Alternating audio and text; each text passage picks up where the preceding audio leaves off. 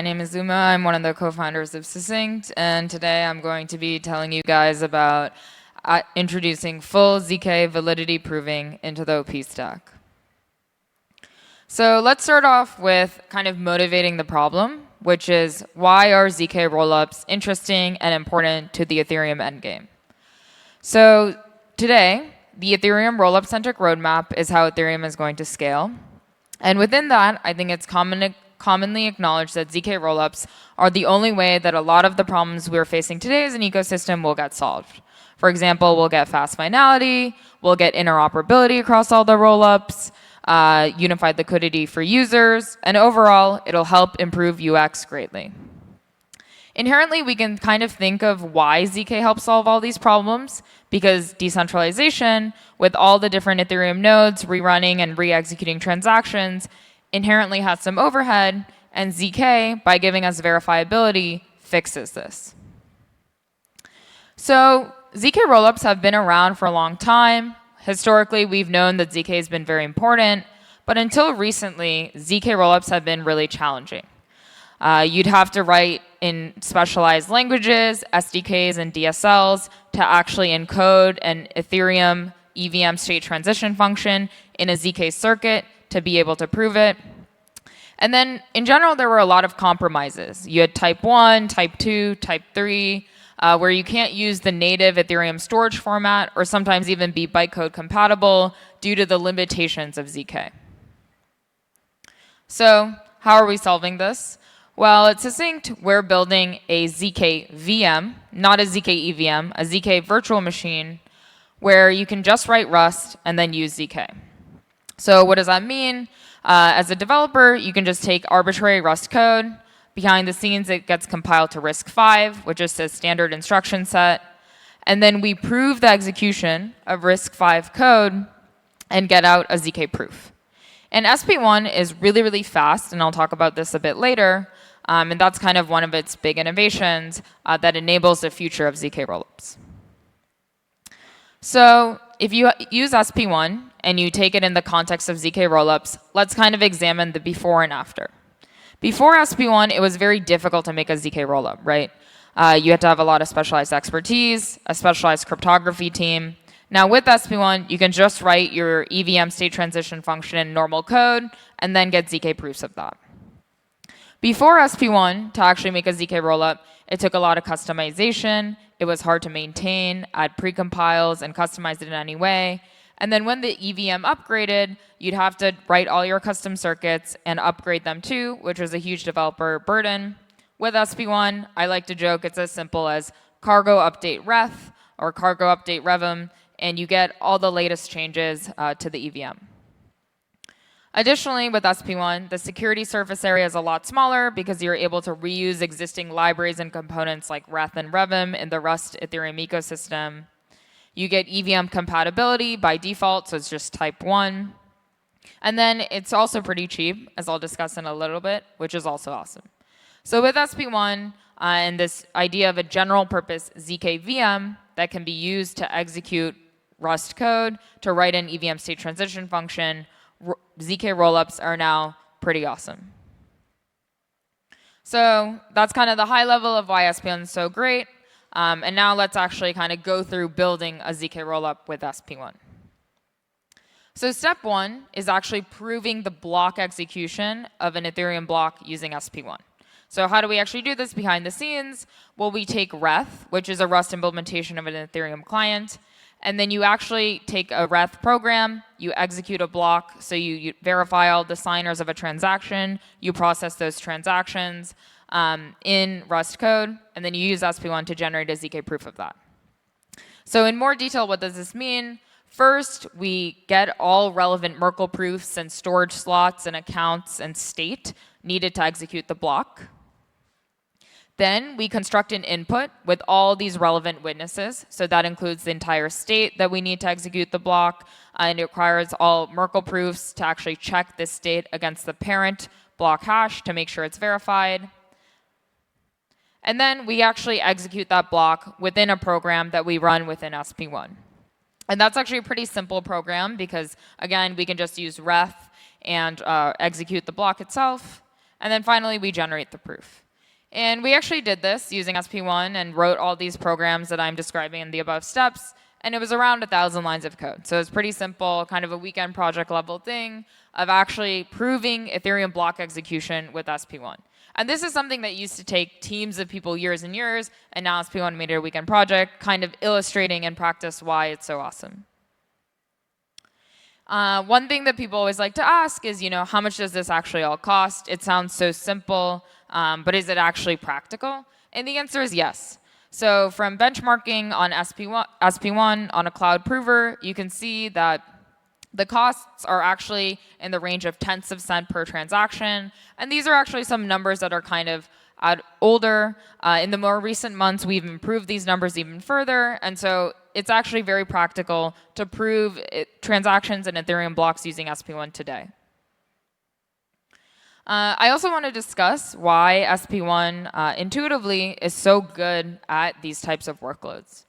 So in normally executing an Ethereum block, even on a normal computer, you spend a lot of time in these cryptographic operations like ketjack and SEC-P256K1. And SP1 has this system where you can have custom circuits for those operations interconnected with our normal RISC-V CPU circuit. And that really accelerates the proving of those computations by an order of magnitude. We also implemented an optimized GPU prover, and we have a bunch of other algorithmic and cryptographic optimizations that make SP1 very performant and kind of give the costs that I had on the previous slide. So the main takeaways from kind of this exercise are that the costs are really cheap, tenths of a cent to prove each transaction. It's easily customizable. The lines of code is really small. It's upgradable. It kind of satisfies all the awesome properties we'd want of making a ZK rollup. So now I want to cover now that we've been able to prove the execution of Ethereum block and transactions, what's the next step of fitting it into an actual rollup? And I kind of like to say that executing an Ethereum block and generating a proof of that is one of the easiest parts of making the rollup. There's actually a lot more steps involved. Now, thankfully, we can take SP1 and we can insert it into an existing open source rollup stack, OP stack, to make a full-fledged ZK rollup. So what is OP stack? At a high level, it's as I mentioned, this open source rollup stack.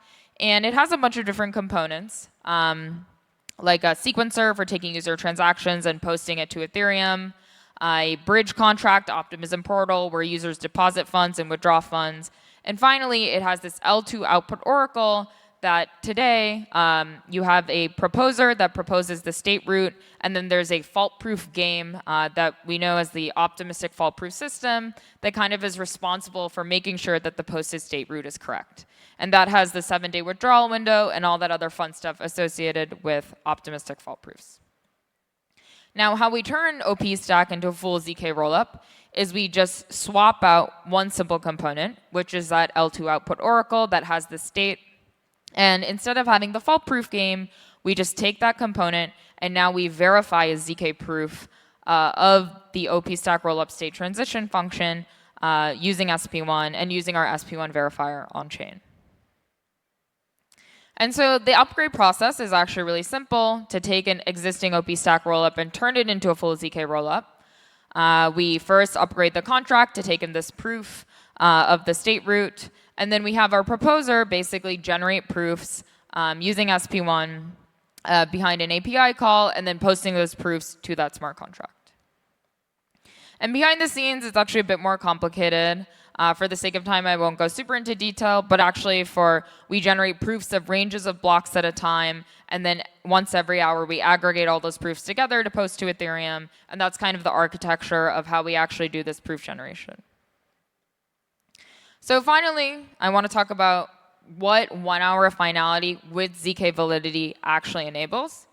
I think the best thing is that it enables users to feel comfortable with actually putting money into a chain and knowing in the worst case scenario that they can withdraw their money within an hour. It also adds capital efficiency because bridges don't have to rebalance. And what's really great also is that it helps more rollups become stage 1 today. And so I think having 1 hour finality is very, very important for the future of ZK rollups. And my final slide is I want to highlight that all of this is actually practical today. So we have this working, it's running, it's integrated with a bunch of rollup as a service providers. The costs are really cheap, as I mentioned previously. And yeah, we're excited to kind of see the future of all rollups on Ethereum be ZK rollups with the zkVM approach. Thank you. Thank you, Uma. We have a bunch of questions for you, so let's start with those. How does OP succinct verify that witness matches data committed on chain? So when we verify the proof on chain, the thing that's passed in as one of the public inputs to the proof is the L1 block hash from the L1 block hash opcode. And against that L1 block hash, you can kind of open all parent headers, and you can also open what blobs were posted to the chain, and you can walk back from that block hash, arbitrarily, and open all the blobs that are relevant for deriving what the L2 blocks are. What makes SP1 different from RISC-0, ZISC? Yeah, so there's a bunch of zkVM projects. So RISC-0 also proves the execution of the RISC-V ISA. I would say that what's most different about us versus their approach is our precompile, where we can have specialized circuits for certain operations like hash functions, like catch-ack and signature elliptic curve operations and verification that make it particularly fast for all these rollup workloads. So I think our costs are very, very cheap on all these blockchain workloads today. ZISC, I don't know a lot about. I think it was actually only recently announced. I believe they're doing RISC-V, but they're doing the 64-bit variant, whereas we do the 32-bit variant. But I think they're relatively newer. And then there's some other interesting projects like Jolt, which is developed by Andreessen. They don't use the hash-based schemes that we do. And then there's another approach, there's many approaches. There's one, I believe, called Validity, where they prove an ISA that's not quite RISC-V, but inspired by RISC-V. Yeah. Okay. So is OP succinct production ready? What's missing before rollups like Base can become a ZK rollup? Yeah, so OP succinct is production ready. We have a few test nets working today, and some chains that are excited to take it to production soon. What's missing before Base can become a ZK rollup? Well, I think the technology is still relatively new. I think ZK Base only recently added ZK fault proofs in general. So, and many of the other OP stack chains still do not have fault proofs. So this is all like relatively new tech, even though OP stack. So it just takes time to like adopt technology, especially when there's billions of dollars locked in these contracts. Okay. Given that SP1 proof generation is slower than RISC-0s, why should I choose SP1? Seems like there's a interested party in the audience. I think today SP1 is the only zkVM that can actually run these OP succinct rollups, and we're actually running them. So I think the premise of this question is just false and kind of a troll question. So yeah, you can choose SP1 because it's like working today with all these OP stack rollups. Okay. Can we use SP1 to prove a small part of the execution trace instead of proving the whole block trace? Yeah, so you can prove any RISC-V program with SP1. So you can prove, individual transactions at a time. You can prove parts of a block. Whatever you want. You just have to manually split up yourself and then perhaps stitch the proofs together later. Okay, let's squeeze one more question. There are 5 more in the line, but we don't have so much time. Is client-side proving possible with SP1? Yeah, you can run SP1 on your phone or on your web browser. It'll just be very, very slow, so it probably will not be as fast as you want. But you can do that today, and that's kind of an active area that we're excited about to work on over like the next few months is make that experience better. Okay, that's it. Thank you.